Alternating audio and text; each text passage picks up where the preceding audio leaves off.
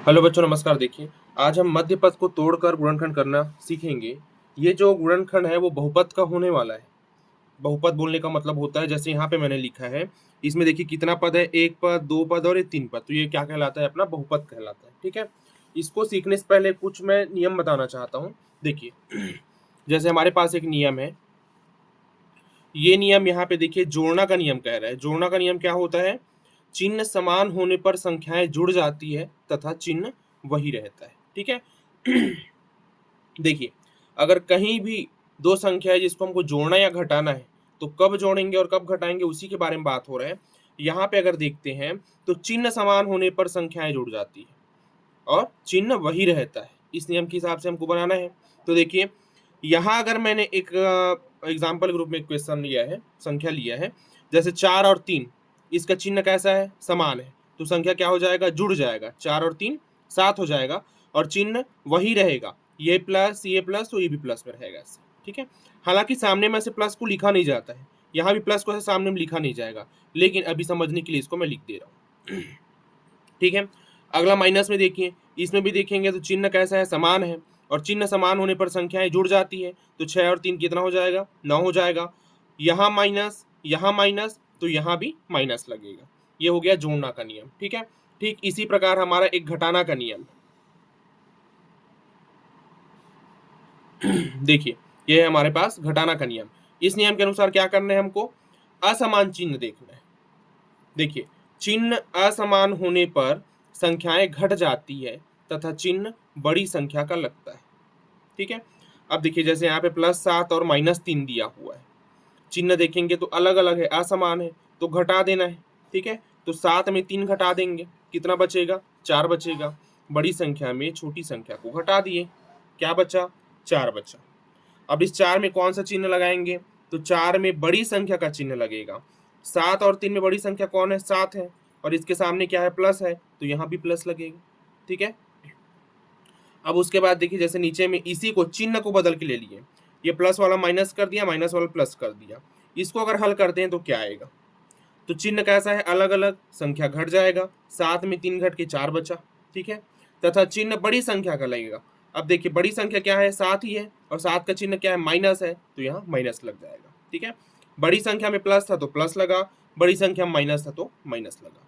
एक एग्जाम्पल और है हमारे पास, देखिए 9 - 4। अब यहाँ पे प्लस माइनस कुछ नहीं है, कुछ नहीं होने पर क्या होता है? प्लस होता है। ठीक है। तो प्लस और माइनस चिन्ह कैसा है? अलग अलग। तो चिन्ह असमान होने पर, अलग अलग होने पर संख्याएं घट जाती है, तो घटा देंगे। 9 में 4 घटाएंगे तो कितना आएगा? 5 आएगा। ठीक है। और चिन्ह बड़ी संख्या का लगाना है। देखिए, ये प्लस में है, बड़ी संख्या, तो यहाँ भी उत्तर हमारा प्लस में रहेगा। और यहाँ पे कुछ नहीं, मतलब ऑलरेडी प्लस है और लिखने की जरूरत नहीं है। ठीक है। और खैर बहुत सारे नियम है, उसको बीच में देखेंगे। देखिए, हमारे पास अभी क्वेश्चन दिया है, इसका हमको करना है गुणनखंड। तो गुणनखंड करने के लिए क्या किया जाता है? पहले, सबसे पहले प्रथम पद और अंतिम पद का गुणा किया जाता है। ये पहला पद है और ये अंतिम पद है। संख्याओं का गुणा करना है ना, पहले पद की संख्या और अंतिम पद की संख्या का हमको गुणा करना है। अब गुणा करेंगे, देखिए 2 और 6 का गुणा करता हूँ, क्या आएगा?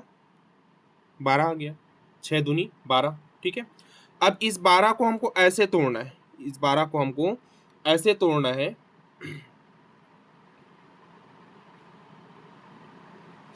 देखिए, इस 12 को हमको ऐसे तोड़ना है कि यहाँ पे कोई संख्या, दो संख्या निकालना है। मान लो ये a है और ये b है। ठीक है। इन दोनों का अगर मैं गुणा करता हूँ तो क्या आना चाहिए? 12 आना चाहिए। ठीक है। और इन दोनों संख्या को अगर मैं जोड़ता हूँ तो क्या आना चाहिए? मध्य पद आना चाहिए। ठीक है। मतलब गुणा करने पर क्या आना चाहिए? गुणनफल। इनका अगर मैं गुणा करता हूं तो ये वाला गुणनफल जो 12 निकाले हैं वो आना चाहिए। और अगर इन दोनों को मैं जोड़ देता हूं तो क्या आना चाहिए? मध्य पद आना चाहिए। इसी के बेस में हमारा ये पूरा क्वेश्चन बनता है। अब देखिए, यहाँ पे अगर मैं ए और बी के जगह कुछ संख्या सोचता हूँ जिसका गुणा करने पर 12 आना चाहिए, तो एग्जाम्पल के लिए देखिए, जैसे मैं यहाँ पे करता हूँ 6 × 2 करके, या 2 × 6 भी कर सकते हो, कोई दिक्कत नहीं है। ठीक है। 6 × 2 करो या 2 × 6 करो, 2 × 6 ऐसे भी कर सकते हैं। इसका गुणा करने पर क्या आना चाहिए? गुणनफल 12 आएगा। इसका भी 12 आएगा। ठीक है। लेकिन क्या इन दोनों को जोड़ने पर मध्य पद आएगा 7 आएगा। देखिए कितना आ रहा है, ये 8 हो जा रहा है, यहाँ भी करेंगे तो 8 हो जा रहा है। ठीक है, अब क्या करेंगे इसमें और संख्या सोचते हैं, जैसे 4 और 3, एक संख्या हमारा क्या हो जाएगा, 4 हो जाएगा और संख्या 3 हो जाएगा, 4 गुणा 3 करके। ठीक है, अब देखिए इसका गुणा करते हैं तो 12 आएगा, इसको अपने सोचना पड़ता है। ठीक है, इस संख्या को अपने से सोचना पड़ता है। तो हमने एक संख्या 4 सोचा, एक संख्या 3 सोचा, अब ये 4 तिया 12 होता है। अब इन दोनों को अगर जोड़ते हैं तो मध्य पद 7 आना चाहिए। 7 आएगा क्या, देखिए 4 और 3 7, मतलब हम 12 को हम 4 गुणा 3 के रूप में लिख सकते हैं। और वैसे ही 7 को अगर तोड़ते हैं तो 7 को हम 4 + 3 में लिख सकते हैं। इस तरीके से इसको लिखना होता है। तोड़ने का मतलब क्या है, गुणनफल को नहीं तोड़ना है। ठीक है, हमको तोड़ना किसको होता है, मध्य पद को तोड़ना होता है। ये तो एक बनाने का तरीका हो गया। हमको तोड़ के किसको लिखना है, तो 7 को लिखना है, मध्य पद को तोड़ने वाला। ठीक है, मध्य पद को तोड़ के लिखना है हमको। अब देखिए यहाँ पे हम क्या लिख सकते हैं, ये 2x² का 2x² रहेगा, प्लस ये 7x जो है इसी के जगह हमको लिखना है, एक बार 4x और एक बार 3x, ऐसे। मतलब 7 को किस में तोड़े, 4 और 3 में तोड़े। ठीक है, अभी 7 में अगर मैं x लगा दूं तो 7x बराबर 4 में लगाओगे तो 4x प्लस 3 में लगाओगे 3x। XYZ जो भी जिस रूप में रहता है उसको लगा दिया जाता है। ठीक है, अब देखिए यहाँ पे 2x² प्लस, अच्छा यहाँ पे +6 और है लास्ट में, उसको भी लिख देते हैं ऐसे। ठीक है, मतलब सामने वाला संख्या और अंतिम वाला संख्या को कुछ नहीं करना है। ठीक है, बीच वाली संख्या जो है उसी को हमको तोड़ना होता है। तोड़ने का तरीका क्या होगा, तो हम प्रथम पद और अंतिम पद का गुणा करेंगे, जो गुणनफल आएगा उसी में हमको तोड़ना होता है। ठीक है, अब देखिए यहाँ पे मैं ये 4x लिख देता हूँ एक बार और, प्लस 3x प्लस 6। अब दो पदों में हमको कोष्टक लगाना होता है, सामने के 2 पद और पीछे के 2 पद में से कोष्टक लगाना है, बीच में प्लस या माइनस का चिन्ह ऐसे आएगा। ठीक है, अब देखिए यहाँ से जो कॉमन निकलेगा उसको कॉमन निकालना है। ठीक है, मैं 2x² को क्या लिख सकता हूँ, 2 गुणा x ऐसे लिख सकता हूँ, प्लस 4x को क्या लिख सकता हूँ, 2 गुणा x, 2 दूनी 4 होता है। ठीक है, प्लस 3x प्लस 6 को मैं क्या लिख सकता हूँ, 3 गुणा x लिख सकता हूँ इसको, प्लस 6 को लिख सकता हूँ 2 गुणा 3 करके, ऐसे 2 तिया 6 होता है। अब दोनों में देखना है जो कॉमन रहेगा उसको निकालना है। देखिए इसमें प्लस के पहला ऐसा क्या है जो प्लस के बाद में भी है, तो ये 2 और x, और यहाँ भी 2 और x, इसको बाहर निकाल देते हैं। यहाँ से पहले वाले कोष्टक से कॉमन क्या निकल रहा है, 2x। ठीक है, अंदर यहाँ क्या बचा, देखिए x बचा, x को लिख दिया, प्लस यहाँ 2x निकल गया है, क्या बचा, 2 बचा, तो उसको लिख दिए, ये प्लस का प्लस। यहाँ देखेंगे प्लस के पहला ऐसा क्या है कोष्टक में जो प्लस के बाद भी है। ठीक है, दूसरे कोष्टक से अब कॉमन निकालना है, तो यहाँ 3 है, यहाँ भी 3 है पीछे में, तो उस 3 को बाहर निकाल दो। अंदर क्या बचा, देखिए x बचा, प्लस यहाँ 2 बचा। ठीक है, अब देखिए इसके बाद प्लस के पहले ये जो यहाँ कोष्टक आया और प्लस के बाद में जो कोष्टक आया वो समान होना चाहिए। अगर वो समान होता है तब जाके हम बोलेंगे कि हमारा जो गुणनखंड है वो सही बन रहा है करके। ठीक है, तो अब क्या करेंगे इसको, देखिए ये जो कोष्टक है, ये कोष्टक वाला भाग, इसी को एक बार और अलग से कॉमन निकालते हैं, मतलब इसको एक बार लिखते हैं ऐसे। ठीक है, इसको एक बार लिखें। अब इस कोष्टक वाले को भूल जाओ, इसको भी भूल जाओ, क्या बचा उसको देखो, इस कोष्टक को अगर मैं भूल जाता हूँ, हटा देता हूँ, तो 2x बचा यहाँ।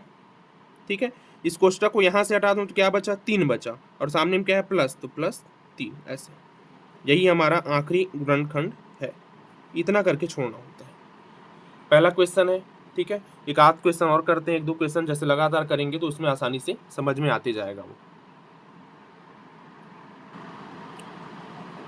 चलिए देखिए अगला क्वेश्चन है हमारे पास, 2x का वर्ग प्लस 8x प्लस 4। इसमें भी क्या करना है हमको, मध्य पद जो बीच वाला पद है उसी को तोड़ के हमको गुणनखंड करना है। ठीक है, तो हमारा पहला काम क्या होता है, प्रथम पद का जो संख्या है और अंतिम पद में जो संख्या है उसका हमको गुणा करना होता है। तो प्रथम पद का संख्या 2, अंतिम पद का संख्या 4, इसका गुणा करेंगे तो क्या आएगा, 4 दूनी 8 आगे। ठीक है, अब ये जो गुणनफल आया इसी में हमको थोड़ा सा देखना होता है। इस गुणनफल में हमको 2 संख्या सोचना है, एक a रहेगा एक b रहेगा। इनको अगर मैं गुणा करता हूँ, ठीक है, गुणा करता हूँ तो क्या आना चाहिए, गुणनफल जो ऊपर में दिया है गुणनफल 8 आना चाहिए। ठीक है, और इसी में अगर मैं इसको जोड़ता हूं तो क्या आना चाहिए, मध्य पद आना चाहिए। इतना ध्यान रखना है अपने को। गुणा करने पर गुणनफल आना चाहिए, कितना, 8 आना चाहिए। गुणनफल कितना है, 8। और देखिए मध्य पद भी 8 है, तो मध्य पद भी 8 आना चाहिए जोड़ने पर। ठीक है,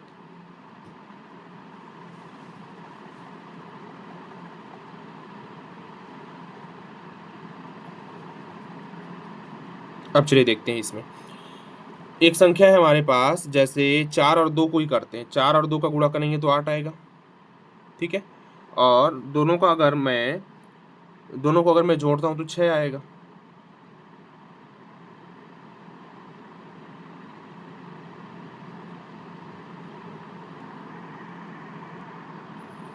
चलिए देखिए, थोड़ा सा इसमें गलत हो गया हमारा। ये जो 8 लिखा है वो 8 नहीं है ना, 6 है। ठीक है, वो 6 है। अब देखिए, अगर मैं दो संख्या लेता हूं, जैसे इसी को लेता हूं 2 और 4 को, 2 और 4 का गुणा करता हूं। एक संख्या 2 सोचा, एक संख्या 4 सोचा, उसका मैं गुणा करता हूं तो क्या आएगा, 4 दूनी 8 आएगा। ठीक है, और इसी संख्या को अगर मैं जोड़ देता हूं तो मध्य पद आना चाहिए। मध्य पद क्या है, 6 है। मध्य पद हमारे पास क्या है, 6 है, तो 6 आना चाहिए। जोड़ने पर 6 आना है। ठीक है, अच्छा कोई सोचेगा, अगर मैं इसको एक संख्या को 1 मानता हूँ, एक संख्या को 8 मानता हूँ, दोनों का गुणनफल कितना आना चाहिए, 8 आना चाहिए। दोनों को जोड़ने पर कितना आना चाहिए, 6 आना चाहिए, लेकिन ये 9 हो रहा है। ठीक है, तो ये नहीं बनेगा। तो दो संख्या हमने क्या सोचा, 2 और 4 सोचा, जिसका गुणा करने पर 8 आए, गुणनफल आए, और दोनों को जोड़ने पर क्या आना चाहिए, 6 आना चाहिए, मतलब मध्य पद आना चाहिए। मतलब बी वाला हमारा लगेगा। मतलब मैं 6 को किस में तोड़ सकता हूँ, 2 धन 4 में तोड़ सकता हूँ। अब इसमें एक्स लगा दो, एक्स वाला पार्ट है, तो 2x प्लस 4x बराबर 6x। सब में मैंने क्या कर दिया, x लगा दिया। अब मैं 6x के जगह क्या लिख सकता हूँ, 2x प्लस 4x। ठीक है, देखिए 2x का वर्ग प्लस 6x की जगह लिख सकता हूँ मैं 2x plus 4x। 2x plus 4x plus अंतिम में 4 दिया, उसको लिखेंगे। 6 के 1 की जगह क्या लिखा मैंने, ये लिखा है। ठीक है, अब क्या करना है, सामने से 2 पद और पीछे से 2 पद, इसको कोष्टक में बंद करना होता है। ये सामने से 2 पद और पीछे से 2 पद को कोष्टक में बंद कर दिए। अब बंद करने के बाद यहाँ से हमको कॉमन निकालना होता है, तो कॉमन निकालने से पहले इसको थोड़ा सा तोड़ देते हैं। ठीक है, देखिए यहाँ पे 2 गुणा एक्स, 2 गुणा x घात 2 है, मतलब उसको मैं 2 बार लिख सकता हूँ वैसे, x गुणा एक्स प्लस 2 और गुणा एक्स, बीच में प्लस है, प्लस लगाएंगे। 4x प्लस 4 को कैसे तोड़ सकते हैं, तो इसको तोड़ने की जरूरत नहीं, ये कॉमन निकल जाएगा। ठीक है, कैसे निकलेगा उसको देखेंगे। इसको तोड़ ही देते हैं, चलो 4 इंटू एक्स लिख सकता हूँ इसको, प्लस 4 गुणा 1 लिख सकता हूँ। अब एक गुणा में 1 क्यों लिखा वो देखते हैं आगे। अब देखिए, पहले कोष्टक से क्या कॉमन है, प्लस के पहले और प्लस के बाद में, तो 2x यहाँ और 2x यहाँ, दोनों में कॉमन है, उसको निकाल देते हैं। 2x कॉमन निकल गया। यहाँ क्या बचा, ये वाला तो निकल गया है, यहाँ क्या बचा, x बचा, तो उस x को लिखूंगा। प्लस का प्लस रहेगा, यहाँ से पूरा निकल गया, तो पूरा निकला तो क्या बचा वहाँ पे, कुछ नहीं, और कुछ नहीं होता तो 1 लिखा जाता है ऐसे। ठीक है, प्लस यहाँ से ये 4 और ये 4, प्लस के पहले भी 4 है, प्लस के बाद भी 4 है, तो उसको कॉमन निकाल देंगे, 4 निकल गया। ठीक है, क्या बचा यहाँ पे, x बचा, प्लस का प्लस है। यहाँ देखिए ये 4 निकल गया और यहाँ पे कुछ नहीं बचा, मतलब 1 बचा, इसलिए 1 का गुणा करके लिख दिया था मैंने ऐसे। ठीक है, अब देखिए इसके बाद अगला स्टेप हमारा ये होना चाहिए कि हम जो कोष्टक लाए हैं, 2 कोष्टक, वो दोनों कोष्टक समान होना चाहिए। देखिए दोनों कोष्टक समान है, क्या ये समान आ रहा है, x प्लस वन करके। अब इस x प्लस 1 को कोष्टक के साथ हमको सामने में से लिखना होता है। ठीक है, अब उसके बाद जो संख्या बचा, देखिए इसको कॉमन निकाल रहा हूँ ना मैं, इसको भूल जाओ, इसको भूल जाओ, जो बचा उसको सोचो। क्या बचा यहाँ पे, 2x बचा, और यहाँ क्या बचा, ये निकल गया है, प्लस 4 बचा, उसको ऐसे एक साथ लिखा जाता है और कोष्टक बंद किया जाता है। ठीक है, ये हो गया हमारा अभिष्ट गुणनखंड, मतलब जो हमको चाहिए था।